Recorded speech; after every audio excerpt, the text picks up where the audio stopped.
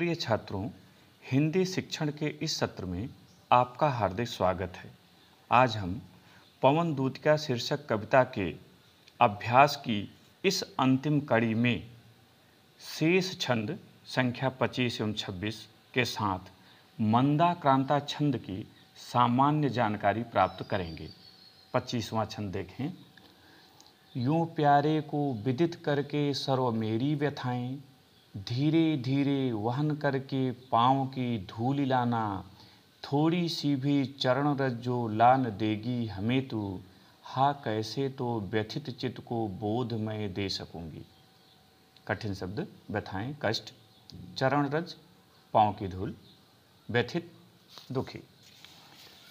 राधिका जी पवन को संबोधित करते हुए कहते हैं, हे पवन, इस प्रकार मैंने जो कुछ कहा वह संपूर्ण मेरे कष्टों को श्री कृष्ण को सुनाना और धीरे धीरे उनके चरणों की धूल को उड़ाकर लाना। यदि तुम थोड़ी सी भी चरण रज पाँवों की धूल मेरे लिए नहीं ला पाओगी तो मैं अपने दुखी हृदय को, मन को कैसे संतोष प्रदान कर सकूंगी। 26वां।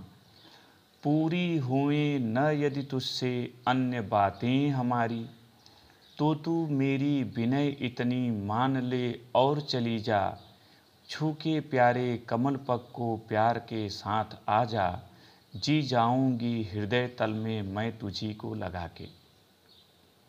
कमल पग, कमल चरण।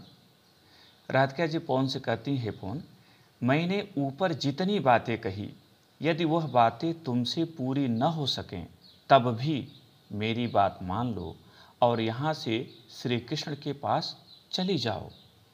उनके कमलवत चरणों को छूकर आ जाना, मैं तुझे ही हृदय से लगाकर जीवित रह लूँगी, जीवन धारण कर लूँगी। इस पर आधारित प्रश्न देखें। संकेत यूं प्यारे को लेकर के तुझी को लगा के, यानी 25 और 26 छंद का। पहला प्रश्न, उपर्युक्त पद्यांश का संदर्भ लिखिए। दूसरा प्रश्न, रेखांकित अंश की व्याख्या कीजिए। रेखांकित अंश है, छू के प्यारे कमल पग को प्यार के साथ आ जा, जी जाऊंगी हृदय तल में मैं तुझी को लगा के। तीसरा प्रश्न, राधा पवन से श्री कृष्ण की चरण रज लाने के लिए क्यों कहती हैं।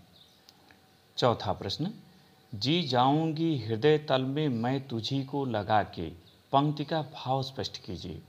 पांचवा प्रश्न, कमल पग में कौन सा अलंकार है। प्रिय छात्रों, यह पूरी कविता मंदाक्रांता छंद में रचित है। इसमें वियोग श्रृंगार है, संस्कृत निष्ठ खड़ी हिंदी बोली भाषा है। तो निश्चित है कि आपको छंद के विषय में भी जानना चाहिए। यद्यपि मंदाक्रांता छंद आपके पाठ्यक्रम में नहीं है, फिर भी एक सामान्य जानकारी जिससे आप इस कविता के भाव को समझने में कहीं भी परेशान ना हो। मंदाक्रांता ये संस्कृत का वर्णवृत्त है और संस्कृत में इसका लक्षण है, मंदाक्रांता जलधि षट गयम भव नतो ताद गुरु चेत। हिंदी में परिभाषा देखें, जिस छंद के प्रत्येक चरण में क्रमशः एक मगण, एक भगण, एक नगण, दो तगण तथा दो गुरु के क्रम से कुल 17 वर्ण होते हैं और चौथे, 10वें तथा 17वें वर्ण पर यति होती है, उसे मंदाक्रांता छंद कहते हैं। इसमें 4 चरण होते हैं। उदाहरण पर जाने से पहले यह जरूर जानें कि चूंकि वर्णवृत्त है तो इसकी गणना गण सूत्र से होती है। वो गण सूत्र है य माता राजभान सलगा। इसमें पहला अक्षर और उसमें गण शब्द लगाकर गण बनाए जाते हैं और ये 8 बनते हैं, यगण, मगण, तगण, रगण, जगण, भगण, नगण और सगण। और प्रत्येक गण 3 अक्षरों को मिलाकर बनता है। जैसे यगण में य माता, मात्रा क्या होगी 1 2 2। मगण में मातारा, मात्रा क्या होगी 2 2 2।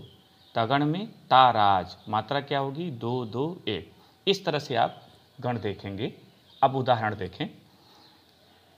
आपके इसी कविता का पहला छंद है, बैठी खिन्ना यक दिवस वे गेह में थी अकेली, आके आंसू दृग युगल में थे धरा को भिगोते, आई धीरे इस सदन में पुष्प सदगंध को ले, प्रातः वाली सुपवन इसी काल वातायनों से। ध्यान रखें, यहाँ तीन तीन अक्षरों का गण, जैसे बैठी खड़ी, ये तीनों को मिलाकर एक गण बना, फिर ना से लेकर यत तक एक गण बना, फिर दिवस का एक गण बना, तीन तीन वर्णों का, वे गेह एक साथ, में थी अ एक गण बना, और के और ली दोनों अलग अलग हैं। और आप अपनी परिभाषा के अनुसार देखें तो बैठी खिन्ना दो दो और एक, और दो दो एक मात्रा में मगड़ बनता है। इसी तरह से ना य क, अब ना आधा न जरूर इसके साथ है लेकिन फिर भी ये दीर्घी होगा, दो एक एक, इससे भगड़ बनता है। इसी तरह से नगण तगण तगण और दो गुरुवर्ण, दो दीर्घ, ये पूरे पंक्तियों में इसी तरह से मात्राएं हैं। और उच्चारण में चौथे बैठी खिन्ना पर एक बार आपका विराम आता है, यज्ञ दिवस वे यानी 10वें वर्ण पर फिर दूसरा, और अकेली के अंतिम ली के बाद तीसरा यानी 17वें वर्ण पर। जैसे देखें, बैठी खिन्ना 4 अक्षर, यज्ञ दिवस वे 6 अक्षर, गेह में थी अकेली बाकी के अक्षर। तो यहाँ चौथे 10वें और 17वें वर्ण पर यति है। स्पष्टीकरण देखें, प्रस्तुत छंद में 4 चरण हैं और प्रत्येक में एक मगण, एक भगण, एक नगण, 2 तगड़ तथा 2 गुरु के क्रम से कुल 17 वर्ण हैं। चौथे 10वें व 17वें वर्ण पर यति है, अतः यह मंदाक्रांता छंद का उदाहरण है। प्रिय छात्रों, मुझे उम्मीद है कि पवन दूत का शीर्षक कविता पूर्णतः आपके समझ में आ गई होगी और आप दिए गए प्रश्नों का अच्छी तरह से अभ्यास कर लिए होंगे। कोई भी समस्या होने पर विद्यालय के व्हाट्सएप ग्रुप पर संपर्क करें। बहुत बहुत धन्यवाद।